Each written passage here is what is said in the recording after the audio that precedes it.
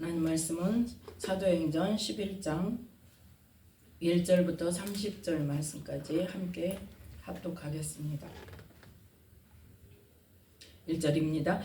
유대에 있는 사도들과 형제들이 이방인들도 하나님 말씀을 받았다 함을 들었더니 베드로가 예루살렘에 올라갔을 때에 할례자들이 힐난하여 가로되 네가 무할례자의 집에 들어가 함께 먹었다 하니 베드로가 저희에게 이 일을 차례로 설명하여 가로되 내가 요바성에서 기도할 때에 비몽사몽간에 환상을 보니 큰 보자기 같은 그릇을 메어 하늘로부터 내리워 내 앞에까지 들이우거늘 이것을 주목하여 보니 땅에 4발 가진 것과 들짐승과 기는 것과 공중에 나는 것들이 보이더라. 또 들으니 소리 있어 내게 이르되 베드로야 일어나 잡아먹으라 하거늘 내가 가로되 주여 그럴 수 없나이다. 속되거나 깨끗지 아니한 물건은 언제든지 내 입에 들어간 일이 없나이다 하니 또 하늘로부터 두 번째 소리 있어 내게 대답하되 하나님이 깨끗하게 하신 것을 네가 속되다 말라 하더라. 이런 일이 3번 있은 후에 모든 것이 다시 하늘로 끌려 올라가더라. 마침 3사람이 내 우거한 집 앞에 섰으니 가이사랴에서 내게로 보낸 사람이라. 성령이 내게 명하사 아무 의심 말고 함께 가라 하시매 이 6 형제도 나와 함께 가서 그 사람의 집에 들어가니 그가 우리에게 말하기를 천사가 내 집에 서서 말하되 네가 사람을 요바에 보내어 베드로라 하는 시몬을 청하라. 그가 너와 내 온 집에 구원 얻을 말씀을 내게 이르리라 함을 보았다 하거늘 내가 말을 시작할 때에 성령이 저희에게 임하시기를 처음 우리에게 하신 것과 같이 하는지라.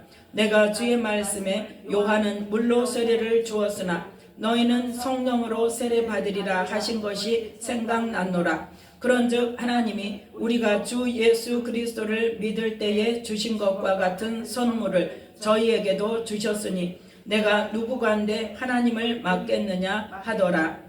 저희가 이 말을 듣고 잠잠하여 하나님께 영광을 돌려 가로되 그러면 하나님께서 이방인에게도 생명 얻는 회개를 주셨다 하니라.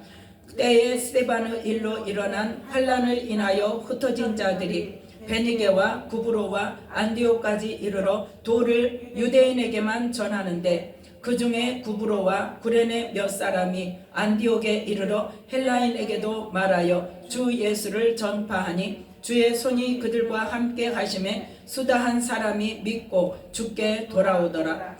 예루살렘 교회가 이 사람들의 소문을 듣고 바나바를 안디옥까지 보내니 저가 이르러 하나님의 은혜를 보고 기뻐하여 모든 사람에게 굳은 마음으로 주께 붙어있으라 권하니 바나바는 착한 사람이요 성령과 믿음이 충만한 자라. 이에 큰 무리가 주께 더하더라.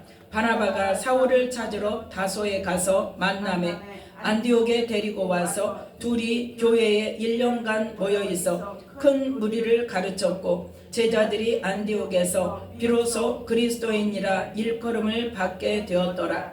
그때 선지자들이 예루살렘에서 안디옥에 이르니 그 중에 아가보라 하는 한 사람이 일어나 성령으로 말하되 천하가 크게 흉년 들리라 하더니 글라우디오 때에 그렇게 되니라.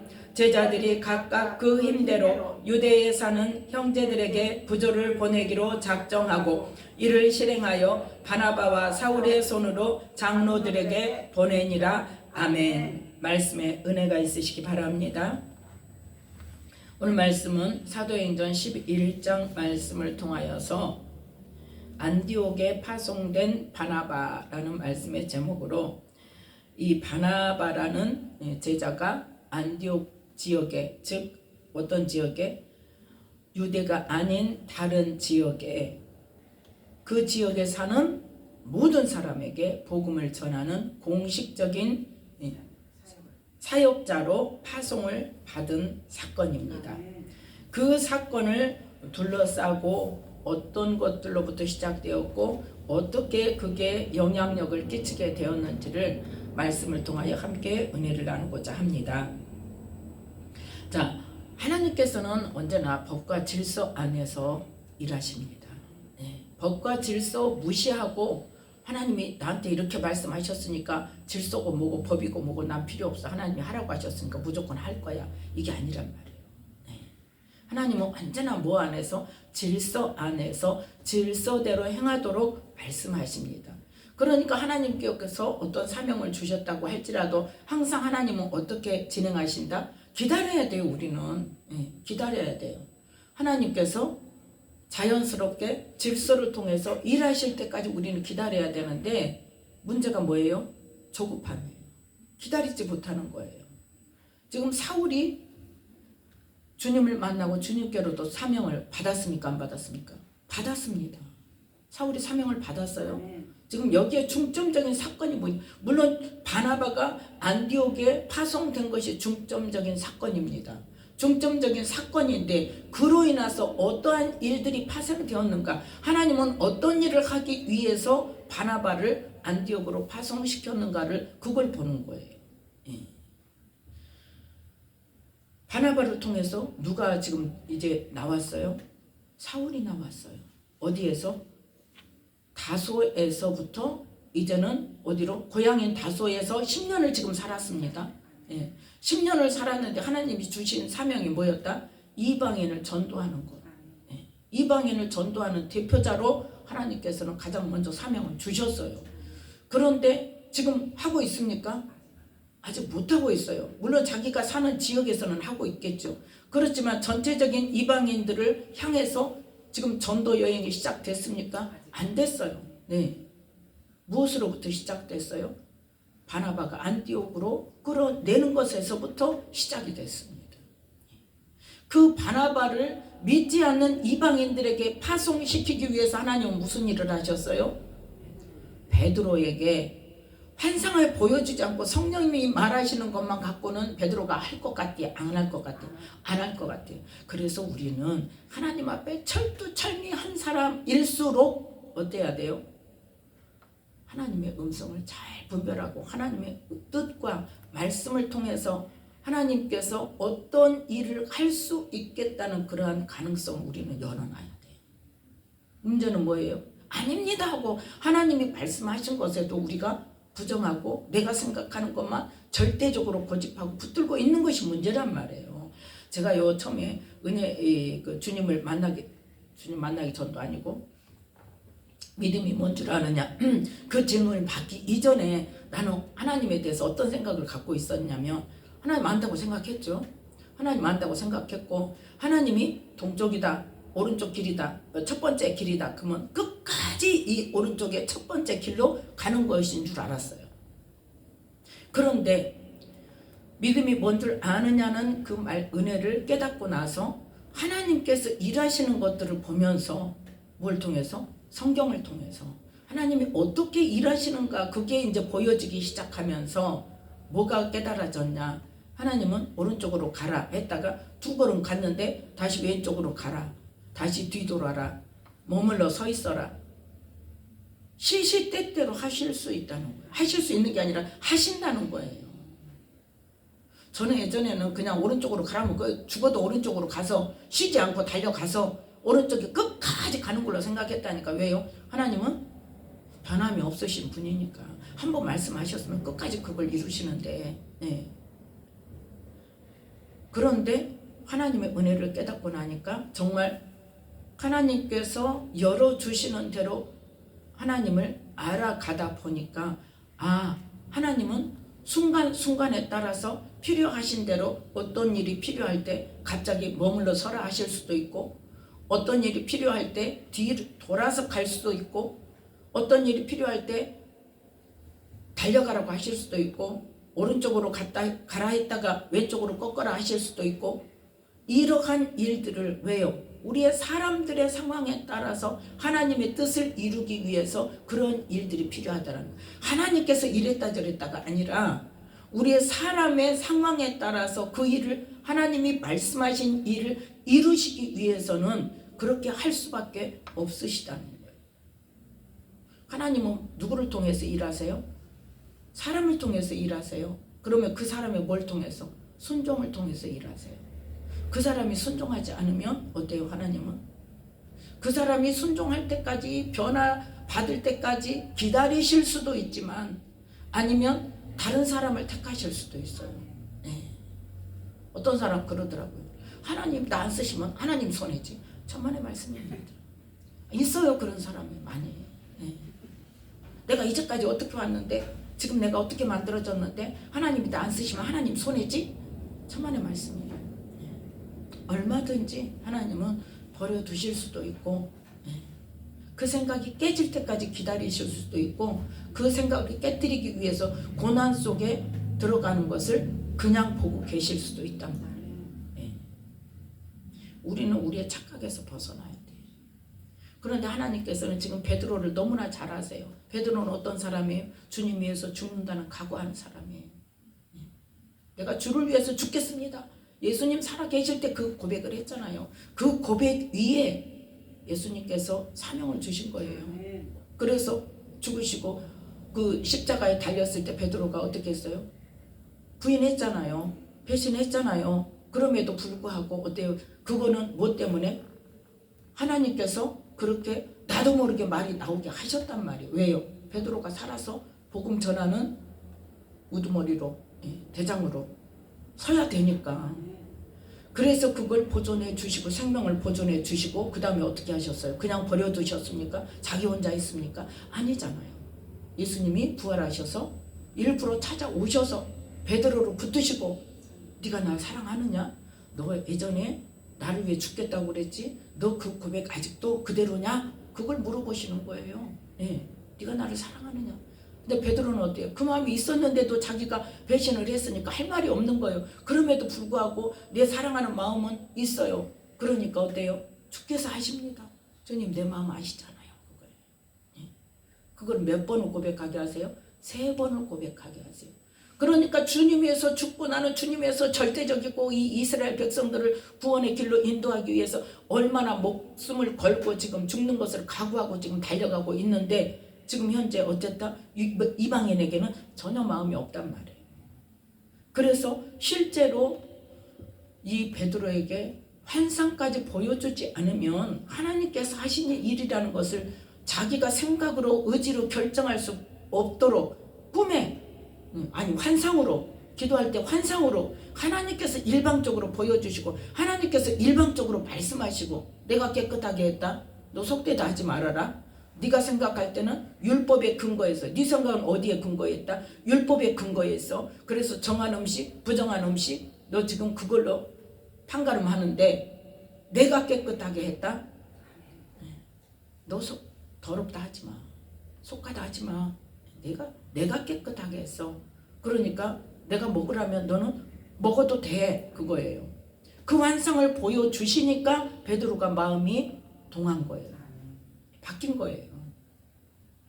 그러니까 이방인에게 전도해야 되는 그 시점이 되어져서 누가 허락하지 않으면 가장 제자들의 수장인 베드로와 제자들이 그것을 수락하지 않으면 이 공식적인 질서 안에서 복음 전도자가 파송되지 못하기 때문에, 그리고 그 일을 통해서 누구를 끌어내야 돼? 하나님께서는 지금 사도 바울을 끌어내야 되니까. 왜 사람들은 사도 바울을 인정해요, 안 해요? 안 하잖아요. 아니 예수 믿는 사람 잡으러 다니는 사람인데 무슨 그 사람의 복음을 전하냐? 네가 무슨. 그래서 사도 바울은 일을 하고 있어도, 복음 전하고 있고 안디옥 교회에서 거기에서 바나바와 같이 1년 이상을 같이 복음을 전하고 있고, 가서 전도 여행을 바나바와 둘이 하고 왔고, 그럼에도 불구하고 사람들이 어떻더라? 유대인들이 안 믿잖아요. 저 바울이 하는 말 듣지 마. 하나님 믿는 사람은, 하나님의 백성은 뭐 해야 돼? 할례 받아야 돼. 율법도 지켜야지. 무슨 그것도 무시하고 구원을 받고 하나님의 은혜를 받는다고 하냐? 그거 아니다 하고 유대 이 교회에 완전히 뿌리를 받고 있는 사람들이 와서 막 회방을 하잖아요. 그런데 그게 언제까지더라? 계속 되어지는 거예요. 이 서신사가 왜 나왔어요? 사람들이 계속 현혹되니까. 바울이 가르치는 복음이 아니야, 너도 그거 믿지 마 하고 계속 바울이 전도 여행을 가서 복음을 전하고 믿음의 사람들로 인하여서 교회를 세워놓고 또 다른 지역 가고 또 다른 지역 가고 그러면서 계속 그곳에서 가르치지 않잖아요. 그러니까 계속 흔들리는 거예요, 사람들을. 그러니까 뭐 믿음이 흔들리지 말라고 계속 편지를 보낸 거예요. 네. 그게 지금의 서신서 아닙니까? 그래서 하나님께서 하시는 일들은 언제나 뭐 안에서? 질서 안에서 질서대로 지킬 수 있도록 하나님의 때에 하나님께서 일하신다는 것을 이 사도행전 10장 11장을 통해서 우리는 볼 줄 알아야 돼요. 그 사건이 있었구나가 아니라 왜 그 사건이 있었고 왜 그 사건이 성경에 기록되었는가. 성경에 기록되지 않은 많은 사건들이 있습니다. 사복음서에도 뭐라고 말했어요? 예수님이 하신 일을 일일이 기록하려면은 책이 얼마나 많이 필요한지 아냐. 그런데 여기는 뭐만? 성령의 감동에 의해서 꼭 필요한 사건들만 기록되었다. 그렇게 말하잖아요. 그러니까 많은 사건들 속에서 성경에 기록되었다는 것은 뭐예요? 하나님께서 의도하시는 뜻이 있다는 거예요. 그 일을 통해서 하나님이 어떤 일을 하셨는가를 보라는 거예요. 그래서 이 사도행전 10장에 하나님께서 베드로에게 기도할 때 환상을 보여주시고 또 그 환상으로 인하여서 성령께서 말씀하실 때 순종하게 하셨잖아요. 예, 그 환상을 안 보여주시고 성령께서 너 가라 그럴 때 안 됩니다 하지 않겠어요? 예, 그건 아닙니다. 무슨 이방인한테 가요? 왜요? 지금 어때요? 지금 모든 예수님의 제자들 예루살렘에 있는 사도들, 제자들이 지금 어떻게 생각하고 있어요?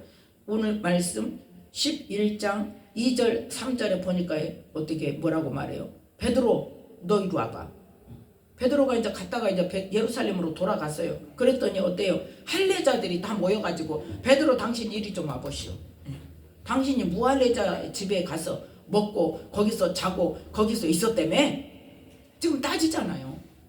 그러니까 그 사람들을 굴복시킬 수 있는 건 뭐밖에 없어요? 하나님이 행하시는 일밖에 없어요. 하나님께서 말씀하신 것밖에 없어요. 그래서 하나님께서 그렇게 욥바성에서 기도할 때 환상을 보여주시고 그래서 그 세 사람이 나를 데리러 왔을 때 성령께서 내 안에서 가라고 그래서 갔더니 그 가이사랴의 그 백부장의 집에서 그렇게 예수님을 전하고 그러고 나니까 뭐가 일어났더라? 성령의 내리심이. 우리가 믿을 때에 오셨던 그 성령님이 임하셔서 15절에 보니까 돼요. 처음 우리에게 하신 것 같이 오순절 다락방에 성령이 불같이 그렇게 임하셔서 모든 사람에게 강하게 임하셔서 방언도 하고 하나님을 높여 성령을 받으면요 방언도 할 뿐 아니라 뭐가 먼저 변화된 거예요? 하나님을 높이는 거예요. 네, 하나님을 높이는 거예요. 그러니까 우리가 성령 충만한 곳에 어디에 가서 그 사람의 믿음을 보려면 뭘 봐야 돼? 그 사람이 나를 드러내는가? 하나님을 높이는가? 그걸 봐야 돼. 그래서 이 하나님 높이며 또 방언을 말하고 그렇게 막 완전히 달라지잖아요, 사람이. 그거를 봤다는 거예요. 그렇게 되었다는 거예요. 그랬을 때 16절에 뭐라고 말해요? 주님이 말씀하시기를 요한은 물로 세례를 주었으나 너희는 성령으로 세례 받으리라 그렇게 말씀하신 것이 생각났다. 그건 누가 생각나게 하신 거예요? 성령께서 이 말씀이 지금 이루어지는 거다 하고 생각나게 하시는 거예요. 자, 그러니 내가 누구간데 하나님을 맡겠느냐. 그래서 이제는 뭐예요? 그럼 어쩔 수 없네. 18절 함께 읽습니다. 저희가 이 말을 듣고 잠잠하여 하나님께 영광을 돌려 가로되 그러면 하나님께서 이방인에게도 생명 얻는 회개를 주셨도다 하니라. 아멘. 그렇게 사람들이 인정하고 있을 때 그 무렵에 어떤 일이 일어났어요? 19절, 20절, 21절 함께 읽습니다. 때에 스데반의 일로 일어난 환난을 인하여 흩어진 자들이 베니게와 구브로와 안디오까지 이르러 도를 유대인에게만 전하는데 그 중에 구브로와 구레네 몇 사람이 안디옥에 이르러 헬라인에게도 말하여 주 예수를 전파하니 주의 손이 그들과 함께 하심에 수다한 사람이 믿고 주께 돌아오더라. 아멘.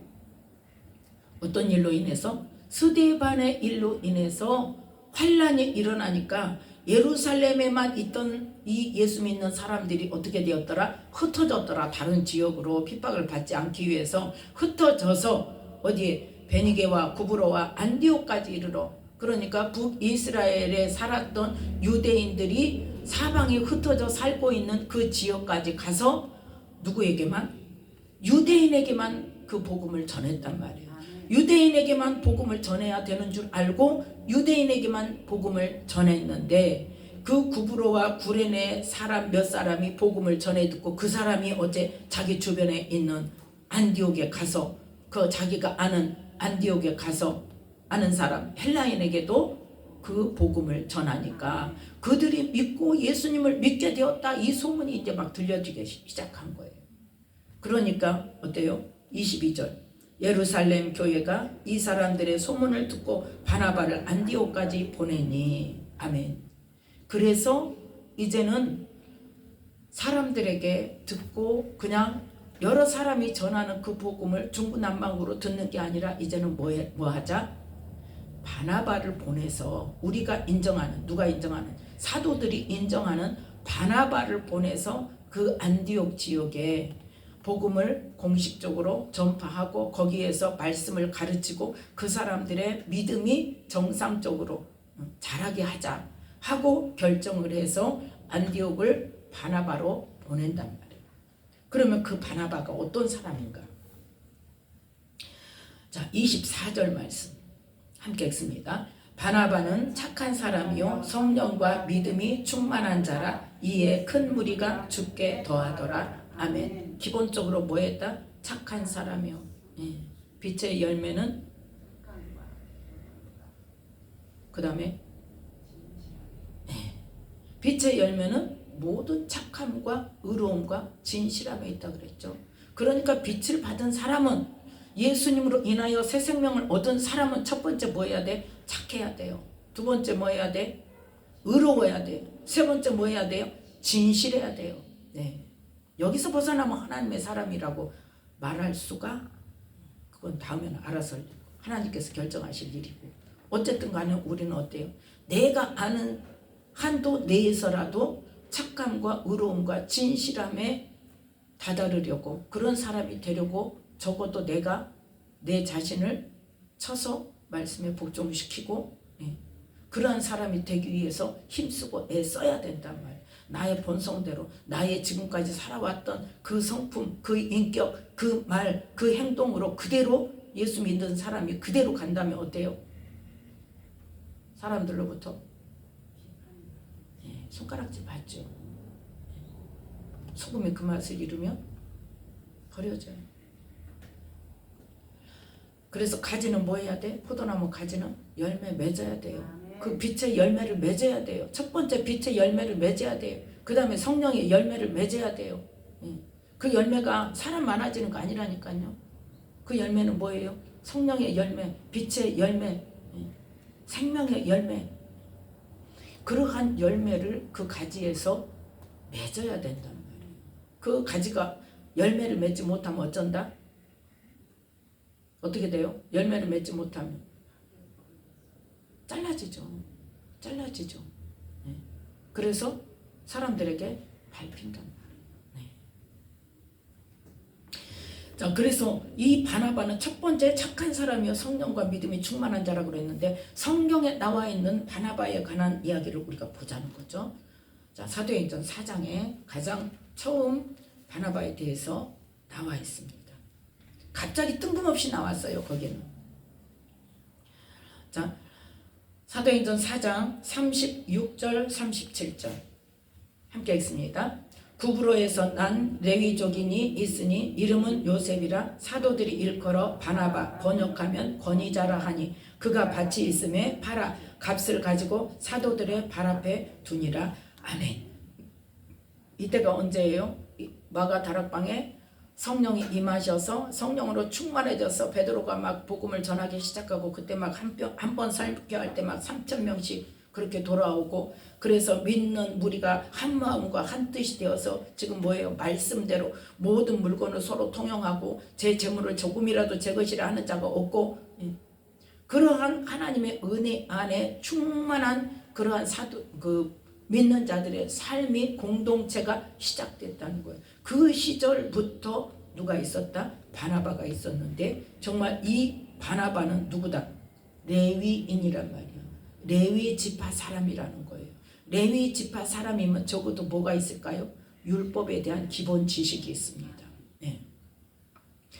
그 율법에 대한 기본 지식이 있고 하나님의 사람으로서의 기본적으로 살아가는 법이나 그런 것들에 대해서 엄청나게 훈련되어지고 그렇게 했던 사람인데 그 사람이 어떻게 되었더라? 예수님을 믿게 되어져서 그 사람이 예수님의 말씀대로 밭을 팔아서 그 값을 가지고 사도들의 발 앞에 뒀다는 것은 뭐예요? 재정까지도, 그러니까 우리가 하나님께 은혜를 받으면 재정까지 자유로워져야 돼. 자유로워져야 돼.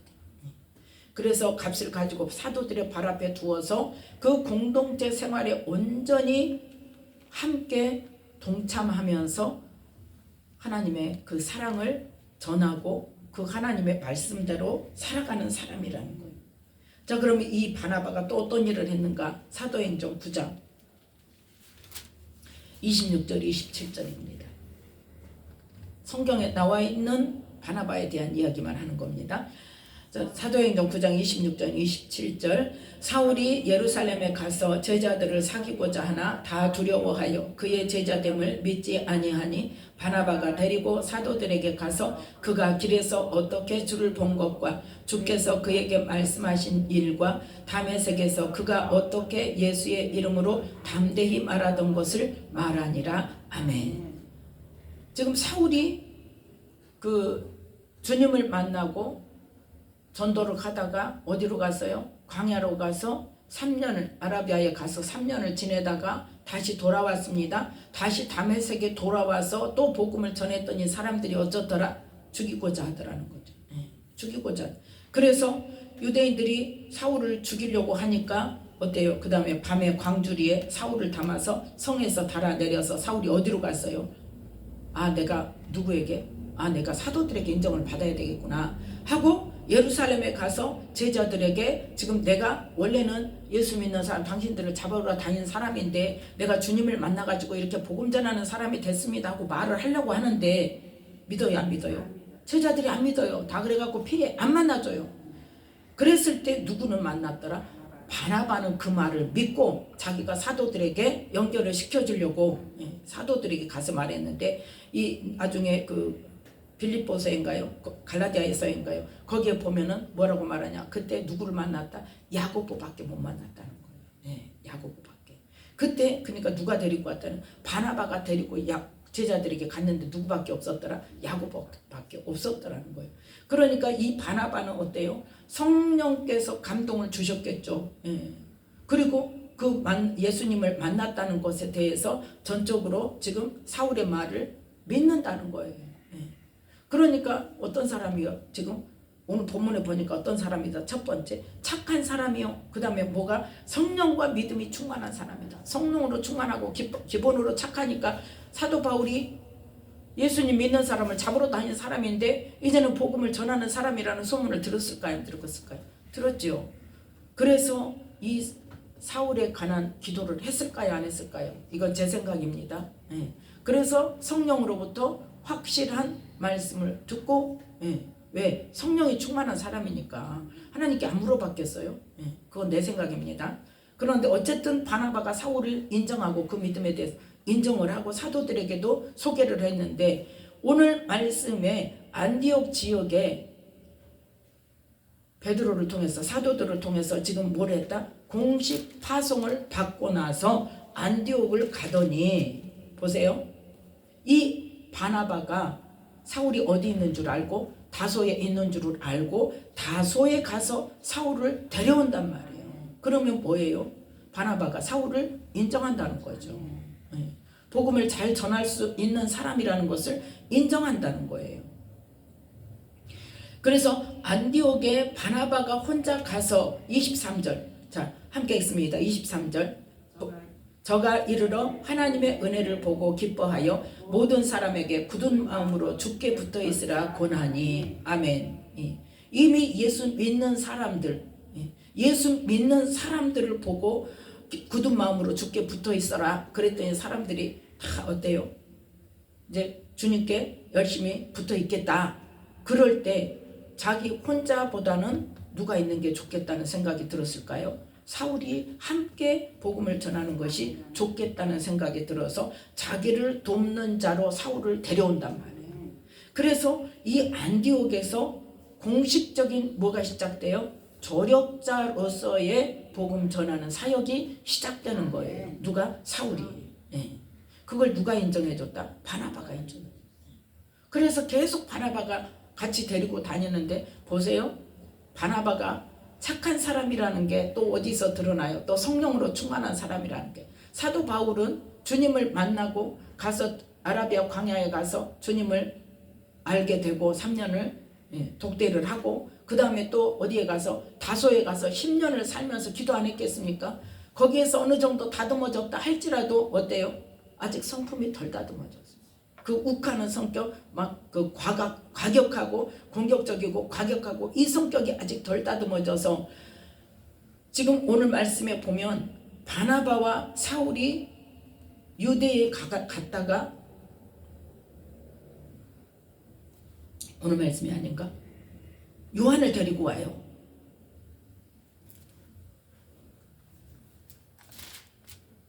아, 12장 25절에 보면 11장 29절을 보면 유대의 부조금, 구제헌금을 보내는 것으로 바나바와 사울을 보내서 그 구제헌금을 유대로 보내는데 그 유대 예루살렘에 갔다가 부조 일을 마치고 12장 25절에 마가라 하는 요한을 데리고 예루살렘에서 돌아옵니다. 어디로? 안디옥으로.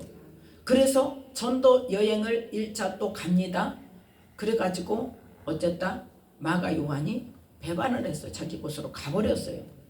그랬는데 다시 왔어요. 그랬을 때에 이 바나바가 사울에게 전도 여행을 또 가면서 다시 또 시작하면서 마가를 데리고 가자, 요한을 데리고 가자. 그러니까 바울은 뭐라고 말해요?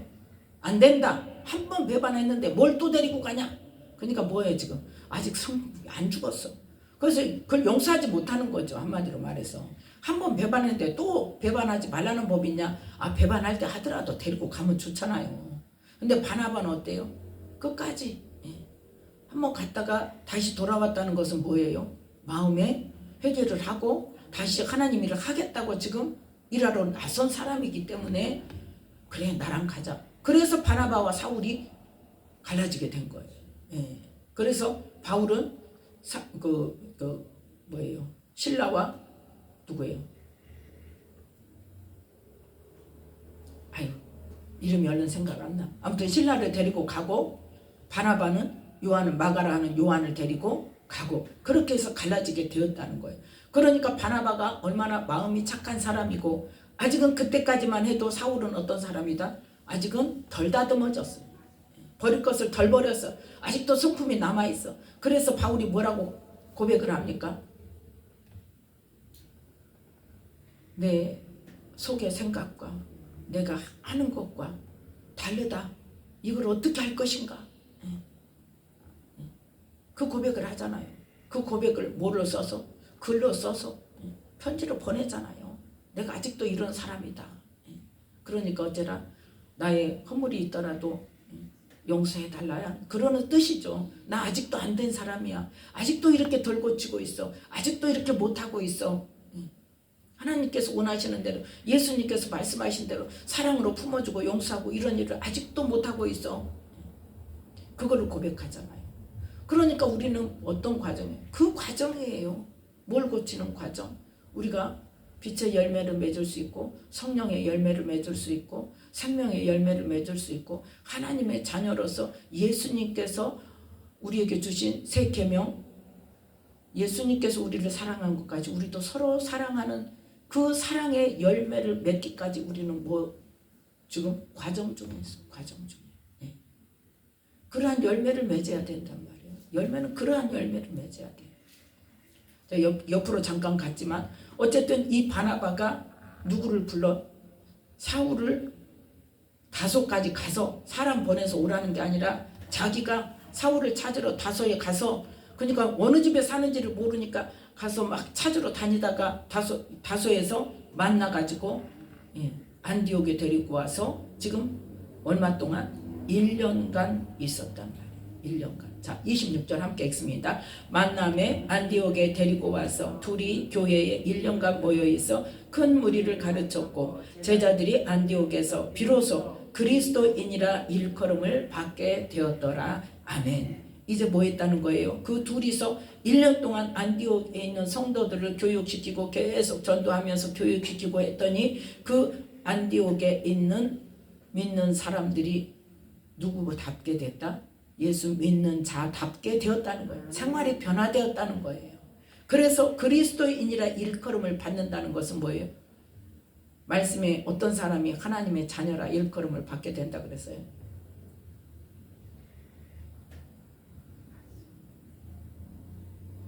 화평케 하는 자, 화평케 하는 자, 하나님의 자녀라 일컬음을 받으라 그랬잖아요. 그러니까 그만큼 예수님의 사랑으로, 하나님의 그 사랑으로 그 지역에서 믿지 않는 사람들에게까지 뭘 전했다는 거예요? 사랑을 보여주는 삶을 살았다는 거예요. 그만큼 변화된 삶을 살았다는 거예요. 변화되었기 때문에 그리스도인이라 일컬음을 받게 됐다는 겁니다. 그래서 이제 1년 동안 그 사역을 하다가 이제 27절부터 30절까지 말씀을 통하여서 어떤 일이 일어났다? 선지자들이 예루살렘에서 이게 그 여행을 하면서 안디옥에 이르러서 거기에서 아가보라는 사람이 성령으로 예언을 합니다. 천하가 크게 흉년 들리라. 그러니까 다 흉년 들 것이다 하고 그렇게 예언을 했는데 글라우디오 때에 그렇게 됐다는 거죠. 그래서 그 흉년이 들어서 예루살렘이 너무너무 힘들게 산다는 그 소식을 듣고 29절에 보니까 제자들이 각각 그 힘대로 유대에 사는 형제들에게 부조를 보내기로 작정하고 이를 실행하여 누구에게? 바나바와 사울의 손으로 장로들에게 보내니라. 아멘. 그래서 사울이 공식적으로 이 바나바의 사역의 조력자로, 동역자로 이제 어디를 가게 돼요? 예루살렘을 가게 돼요. 그래서 예루살렘에 가서 그 안디옥에서 보내는 그 구제 헌금을 전달하면서 그동안 1년간 어때요? 사역했던 거를 공식적으로 보고를 했겠죠. 네. 그래서 우리는 하나님께서는 언제나 말씀을 하셨어도 지금 몇 년이 지났어요? 14년이 지났어요. 14년, 12년 정도 지났어요. 네. 그리고 나서 이제 이 갔다 와서 마가 요한을 데리고 예루살렘에 돌아와서 그 다음에 안디옥 교회 자체에서 바나바와 바울을 이제 전도 여행 파송을 보냅니다. 이제 안디옥 교회에서 그게 뭐냐? 13장 말씀에 나와요. 13장에서. 그러고 나서 이제 그 다른 유대인들이 와서 막 그 할례를 받아야 된다. 율법을 지켜야 된다. 그래가지고 막 다툼이 일어나니까 안 되겠다. 그러면 사도들에게 가서 이거를 공식적으로 허가를 받자. 어떤 게 옳은가? 우리 가서 판단을 받아보자. 해가지고 다시 가서 예루살렘에 그 정교 회의가 일어나죠. 그때에 다시 결정되어지고 그때는 이제 무엇으로? 예루살렘 그 교회 사도들로 인해서 공식적인 바울이 공식적인 전도자로 공식적인 사역자로 파송을 받게 됩니다. 네. 그래서 우리는 하나님께서 사도 바울에게 벌써 지금 10여 년이 전에 만나시고 사명을 주셨지만 뭐가 있더라? 하나님이 진행하시는 과정과 시간이 있더라는 거예요. 그리고 무엇으로? 공식적으로 공식적으로 질서 안에서 파송되어지기까지 기간이 있더라는 거죠. 그래서 사울은 어떻게 됐어요? 막 그거 안 기다리고 막 다녔습니까? 아니잖아요. 네. 그래서 이 기다리는 사울도 성령의 인도하심을 온전히 받았기 때문에 아라비아 광야에서 하나님과 독대하는 그 3년의 기간 동안과 또 그 이전에 어때요? 사울도 율법을 공부한 사람이에요. 누구에게? 유대의 가장 최고 권위자인 가말리엘에게 율법을 공부했던 사람이기 때문에 기본적인 율법의 지식이 갖춰진 사람이 하나님과의 아라비아 광야에서 3년 동안 그 독대하는 과정 속에서 하나님의 율법을 통해서 하나님께서 지금 이루신 일, 예수님을 어떻게 이 땅에 보내셨다는 그 과정들을 이해하게 하셨을 것이고, 그 다음에 이제 제가 생각할 때는 다소에서 10년 동안 있으면서 하나님께서 이제는 예수님께서 말씀하신 대로 율법에 근거한, 십계명에 근거한 우리의 삶이 아니라 이제는 그 육의 삶에서 벗어나서 무엇으로? 영의 삶으로, 영의 삶으로 이제는 누구로서? 하나님의 자녀로서 어떻게 살아야 되는지, 성령을 받은 자로서 성령의 인도하심을 받는 자가 어떻게 변화되어야 하는지, 예수님이 오신 이후에 예수님이 하신 말씀, 하나님의 자녀는 이렇게 살아야 된다, 이렇게 살아야 영생을 얻는다 하는 그 과정, 그 말씀으로 인하여서 자기의 성품과 인격을 다스리고 육의 것을 버리고 영을 쫓아 살아가는 그 삶으로 변화되어가는 그 과정이, 작업이 되어지지 않았을까 하는 생각을 하는 겁니다. 그 10년 동안의 기간 동안에 하나님을 더 깊이 알고 복음을 더 깊이 알고 예수님을 더 깊이 알아가지만, 아는 것에서 끝나지 않고 뭐까지 가야 된다? 나의 삶까지 바뀌어야 돼. 나의 인격이 바뀌어야 되고, 정말 내 무의식까지, 잠재의식까지 철저히 그게 바뀌어야 돼. 누구의 잣대로? 하나님의 잣대로 바뀌어야 돼. 우리가 육신에 속한 삶을 살았을 때는 내 잣대로, 육신의 잣대로, 우리의 상식의 잣대로 뭐든지 판단하고, 그래서 어떤 결과가 나와요. 보통 보면 어때요? 남이 하면 불륜이고 내가 하면 사랑이라고. 남이 하는 것은 다 손가락질하고 지적하고 판단하고 정죄하고 하면서, 내가 하는 것은 항상 뭐가 있어요? 이유가 있어. 내가 하는 것은 항상 뭐가 있어요? 핑계가 있어요. 그래서 나를 합리화시키는, 그건 누가 하는 거예요? 육신의 삶을 살았던, 누구의 종으로 살았던? 사단의 종으로 살았던, 사단의 그 통제 하에서 어디를 벗어나지 못해? 내 수준을 벗어나지 못해. 그런데 이제는 하나님의 자녀로서 하나님께서, 하나님의 성령이 나를 인도하시고 나를 가르치시고 나를 깨닫게 하시는 그러한 삶으로 들어가면, 이제는 주권자가 누가 돼야 돼? 하나님이 되셔야 돼. 말씀이 돼야 돼요. 그렇게 해서 예수님이 말씀하신 빛과 소금의 사명을 감당하는 삶, 하나님의 자녀로서 어떻게 살아야 되는가, 그러한 삶으로 인격을 바꿔가는 그 과정 속에 있지 않았을까 하는 생각을 해봅니다. 그건 제 생각이에요. 그런데 그러한 것들이 어때요? 사도 바울의 그 서신서를 통해서 잘 나타나잖아요. 내 마음은 그게 아닌데 나는 이렇게 살아갈 수밖에 없어. 오, 나는 공고한 자라. 이 사망의 몸에서 내가 어떻게 벗어날 것인가. 그런데 그럼에도 불구하고 나는 뭐가 있다? 희망이 있다. 뭐 때문에? 생명의 성령의 법이, 성령의 법이, 그 생명이신 성령님께서 나를 뭐 하신다? 거기에서 끌어내 주신다. 그러면 내가 뭐 해야 돼? 순종할 때 성령께서 우리를 어거지로 막 고치시지 않는단 말이에요. 뭐 하게 하세요? 깨닫게 하세요. 깨닫게 하세요. 말씀해 주세요. 그러면 고치는 건 누가 해야 돼? 내가 해야 돼요. 깨닫게 하시면 내가 회개하고, 나 그렇게 해서 안 살아야지. 내 의지로 분명하게 나의 삶을 바꿔야 되고, 내 말을 바꿔야 되고, 내 생각을 바꿔야 되는데, 우리는 다 하나님이 해주시는 줄 알고 그냥 성령으로만 충만하면 다 되겠지. 이게 지금 하나님이 하게 하시는 일이야. 다 이렇게 생각하고 나를 바꾸려고는 안 하고 뭐만 하려고 그래? 사용만 하려고 그런단 말이야. 나타내는 것만 하려고 한단 말이야. 그런데 그것이 아니더라는 거죠. 그러니까 하나님께서는 우리에게, 물론 복음을 전하는 것이 우리의 절대적인 사명이에요. 그렇지만 그게 다가 아니라는 것을 지금 말씀하는 거예요. 먼저 뭐가 돼야 된다? 내가 먼저 말씀으로, 성령으로 변화가 되어져야 돼요. 나의 주인이 누구인가가 변화가 되어져야 돼요.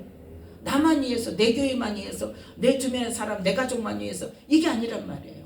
뭐를 위해서? 하나님의 나라를 위해서. 네. 양은 내 양이 아닙니다. 하나님의 양입니다. 다 하나님의 양이에요. 하나님의 양인데 어때요? 나에게 임시로 맡기셨어요. 네 이 생명 자라게, 생명으로 자라게, 생명의 길로 갈 수 있게 네가 잘 인도해라 하고 맡겨주신 거예요. 그러니까 우리는 성도들을 대할 때마다, 양을 대할 때마다 어때요? 두렵고 떨림으로 정말 이 양이 내가 생명의 길로 잘 인도하고 있는가, 그걸 우리는 정말 두렵고 떨리는 마음으로 늘 점검해야 돼요. 늘 하나님께 그걸 물어봐야 돼요. 왜? 나는 모르니까. 몰라요. 내가 가는 것이 옳은 줄 알아. 그런데 우리의 마음 가운데 항상 뭐가 있으면 하나님께서 바른 길로 인도해 달라고 그 기도가 있으면, 내가 잘못된 것들이 있다면 하나님께서 어떻게든지 누구의 말을 들어서든지 아니면 성도들과의 실제적인 삶의 부딪힘을 통해서든지 어떻게 돼요? 제재를 받아요. 통제를 받아요. 그러면 하나님께 뭐가 잘못됐는지를 우리는 깨달아야 돼요. 이것 또한 지나가리라 하고 또 뭐 가면 또 하나님 또 보내주시겠지 이러고 내 마음이 편해졌다고 그게 다가 아니에요. 반드시 거기는 뭐가 있어요? 이유가 있어요. 물론 영적으로 터치가 들어가면 그걸 견디지 못해서 떠나가는 경우도 있어요. 순종하고 불순종하는 것도 그거는 양의 책임이에요. 자기 책임이에요. 그렇지만 그 문제를 놓고 뭐 할 필요는 있어요? 반드시 우리는 기도를 해야 돼요. 네. 그래서 그 떠나가는 이유가 분명히 하나님께서 깨닫게 하십니다. 그걸 물어볼 때는. 네. 물어보면 깨닫게 하세요. 견딘다고 그걸 내가 내 마음이 안 상하는 것으로 돌아온다고 해서 그게 다가 아닙니다. 네. 그래서 우리는 매사의 모든 순간 속에서 하나님께서 이것은 뭐다? 행하시는 일이고 이루어 가시는 일인데, 그게 제동에 걸려지고 그게 뭔가가 흐트러지고 뭔가가 벽에 부딪혔을 때는 항상 그 원인을 우리가 하나님께 물어봐야 돼요. 네. 그러면 하나님께서 그가 못 견디는 것이다 하든지, 아니면 네가 이런 부분들이 아직 안 돼 있다 하든지, 아니면 아직은 때가 아니다 하든지 뭔가가 아무튼 있어요. 분명히. 네. 그래서 우리는 하나님께서 행하시는 일들, 이 사도 바울만 봐도 어때요? 14년이 지나서 비로소 공식적으로 사역자로 파송을 받았다니까요. 네. 그 기간이 필요하고 하나님께서는 항상 반드시 뭐 안에서? 질서 안에서 공식적으로 하게 하세요. 네. 어떤 사람이 그런 말을 하더라고요. 어떤 사람이 이제 은사가 좀 강하게 있는데 그분에게 하는 말, 어떤 분에게 예전에 어떤 분에게 예언을 받았는데, 당신은 신학교를 안 가고 그냥 사역을 했으면 하나님께서 크게 쓰실 것인데 신학교를 가서 당신은 말이 됩니까 그게? 하나님은요 공식적으로 인정받게 질서를 그럼 신학교를 왜 만들어요? 왜 만들게 하셨을까요? 그 과정이 필요하니까 만드신 거예요. 그러면 그거는 우리가 잠시 물질적으로도 손해본다고 할 수 있고 시간적으로도 손해본다고 할 수가 있어요. 그냥 사역하면 되는데 굳이 돈 내고 학교 가가지고 그 가서 수업 받고 그 시간들을 시간 아까워. 아니요. 하나님께서는 그게 필요하니까 하게 하시는 거예요. 그래서 공식적으로 누가 봐도 인정받을 수 있는 그 과정을 거치고, 그 과정을 거치는 동안에 누구를 다루세요? 나를 다루세요. 내가 다루심을 받아야 돼요. 심령 깊은 곳까지 다루심을 받아야 돼요. 그래서 온전히 하나님의 사람으로서 하나님께서 우리를 주권을 가지고 쓰실만한 자리까지 가야 된단 말이에요. 우리는 그 시간을 못 참죠. 그 자리까지 못 가고, 물론 하나님이 그 자리까지 가야 하나님이 일을 하게 하시는 것은 아니에요. 그 이전에도 하게 하세요. 하게 하시는데 사역을 하고 능력이 나타나고 은사가 나타나고 성도가 많이 모이고 교회가 부흥되고 한다고 해서 내가 하나님과의 관계를 끊으면 안 된단 말이에요. 거기서 멈추면 안 된단 말이에요. 그것 때문에 흐트리는 수도 있어요. 내가 바빠져서 하나님과의 관계가 단절되었을 때 그것 때문에 아파서 입원하는 경우도 있고, 그것 때문에 성도가 흩어지는 경우도 있고, 예.